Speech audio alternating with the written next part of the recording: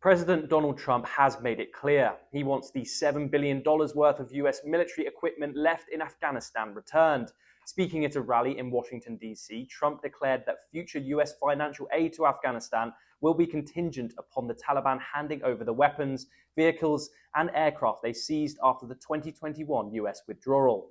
The US military withdrawal from Afghanistan led to the Taliban seizing a massive cache of American-made military equipment, including M4 and M16 rifles, Humvees, and mine-resistant vehicles. More concerningly, they also acquired UH-60 Black Hawk helicopters and A-29 Super Tucano attack planes, giving them access to advanced military technology. The impact of this loss is both financial and strategic.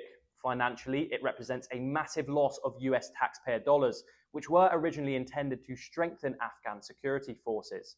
Strategically, this equipment enhances the Taliban's operational capabilities and could shift the balance of power in the region.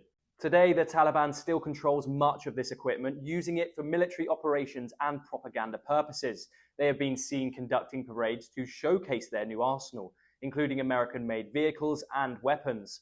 However, operating and maintaining sophisticated military hardware, particularly aircraft, remains a challenge due to the need for trained personnel and spare parts. Some equipment was flown out of Afghanistan by Afghan pilots during the Taliban takeover, escaping to neighboring countries.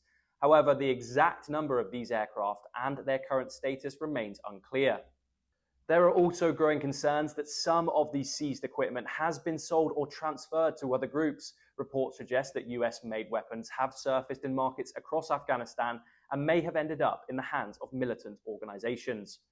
With Trump's demand for the return of this equipment, it adds a new layer of uncertainty to US policy on Afghanistan.